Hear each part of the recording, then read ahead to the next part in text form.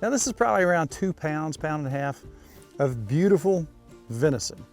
Now that was a deer that I took last year. A lot of people say, oh, that old buck is gonna be strong. No. If you process that meat right, and you take that silver seam off, and you get that deer out of the woods, I don't think it does the deer a favor to hang it for long periods of time, because sometimes that flavor will become more intense, that gamey flavor.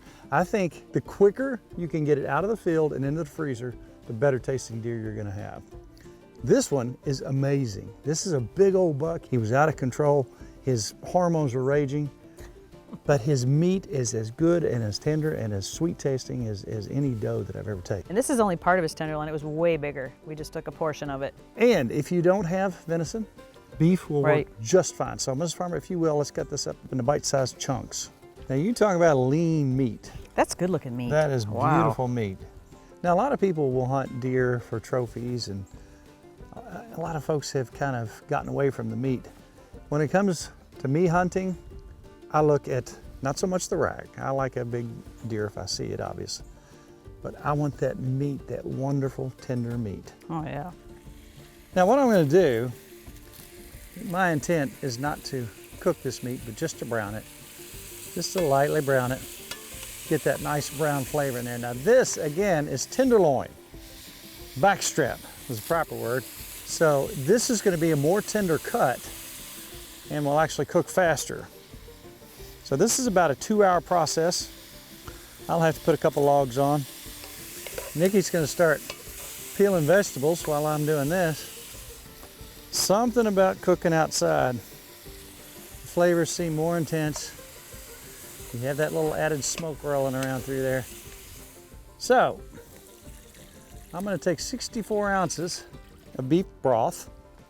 Got a little bit of salt in there and a little bit of pepper. Let that boil. As we travel around and talk to folks all over the world about cooking and about the origins of recipes, I was very curious about the European methods of cooking a hunter's stew per se. Now, if you talk to someone in Poland about a hunter's stew, they're gonna give you a very different idea, but it's still amazing. They cook something they call bigos. Bigos? B-I-G-O-S, it's a Polish hunter's stew. They use sauerkraut. They're gonna be familiar with this. Guess what they sweeten it with? Apples. Uh-huh. You remember the pheasants I made you with apples one time? I do. They also use prunes. So that sweet and that sour is so important. A lot of different ways you can do it. And they have different spices. Sometimes they use nutmeg, sometimes they use allspice. That sounds good. Coriander. It is very good. I'm gonna make that for you. Delicious.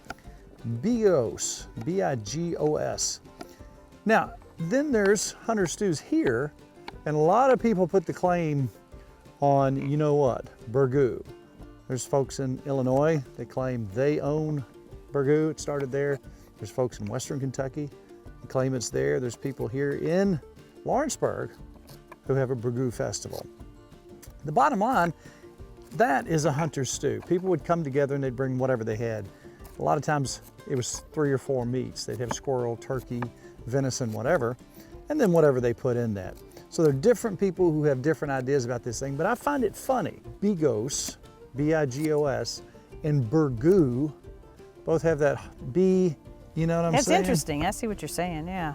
But you wonder if somebody was making a hunter's stew and forgot the European pronunciation. Just said it wrong? And instead of saying bigos, they said burgoo. I like Who knows? that. That's a theory out there. I like your theory.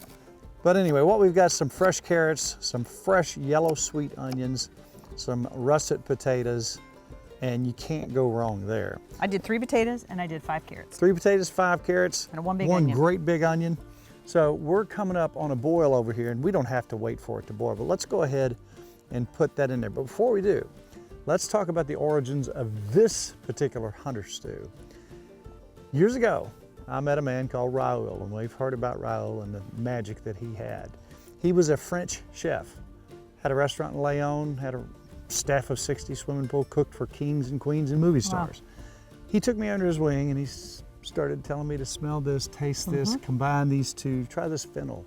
He introduced me to fennel, and I was like, fell in love with it. So one thing that he said when he used his venison, usually it was my venison, but he loved it so much when I had venison, and he would take currant jelly, bouillon base, and then some red wine. So to that 64 ounces, to get that nice yeasty taste that you can't hardly explain, and to get this umami effect in the end, when you have the red currant jelly. I think Holly wants some jelly. Holly wants red currant jelly. She would love a carrot. I got carrots. Okay, nice to see you, Yeah, Holly. So when you have that red wine, red currant jelly, a really good bouillon type thing going on, a beef-based bouillon, you got something magic. So when we add those things together with some salt and pepper, you don't have to do a whole lot of seasonings. Now I'll take some of my dry rub and put in there. I like it. It's got a little cayenne pepper, got some sweet stuff in there to get the sweet and sour and the savory and all that stuff going together.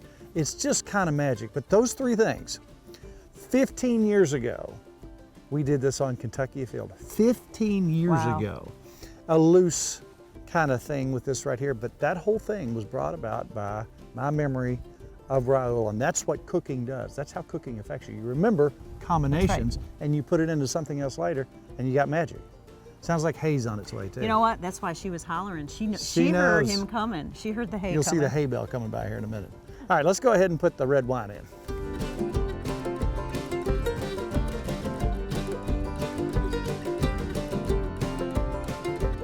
Go ahead with your bouillon. That's probably a tablespoon and a half. That's probably, I would say, 3.5 tablespoons. Now, as the tractor rolls in the background, this is optional.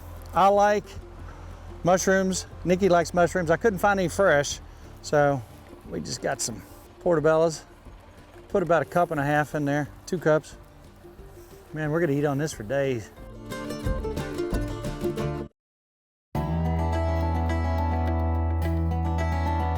All right, we're gonna put a little salt in. A little bit of pepper. This is all according to taste. A little bit of my dry rub in there. A little bit of sweet and savory going on there. And a little bit of cayenne. And if you wanted to, if you really wanted to spice this up, you could put more of a Cajun mix or even some jalapenos. But Nikki likes it just like this. Now, one thing about your fire in the house, if you've got a burner, you turn it up. If you're outside and you're not getting enough heat, put a log directly into the fire, push them together, make that flame come up, and all of a sudden, that's your burner. And look what we've got. We got a nice boil going now. We're gonna let this roll just a little while, let a rolling boil open. Later we'll cover it, and then we'll let it go for about 2 hours, and you're gonna have something really good.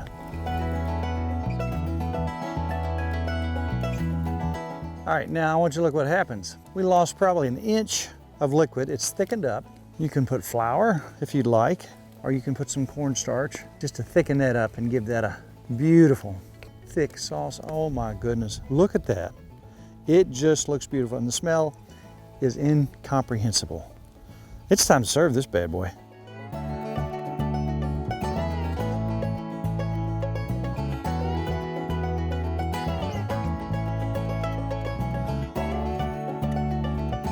Now I want you to look at this beautiful, beautiful food here. I'm very excited. This is one of our favorite meals. You can do this with venison, or you can do this with beef. Both equally delicious. I gotta say though, I got a taste for venison, and this is something else. If you've got some venison in your freezer, cut it up, get it ready. It's time for the next season around, so clean out your freezer. So tell me. Can I try? Yeah, I got a know piece what of you meat. think. That meat is amazing. It's delicious. This is one that stands the test of time. It's getting cold. Get your freezer cleaned out, find you some wonderful venison or beef. You did it That's again. it. You did This it is again. good stuff. I just got to tell you, Yummy. it's magic.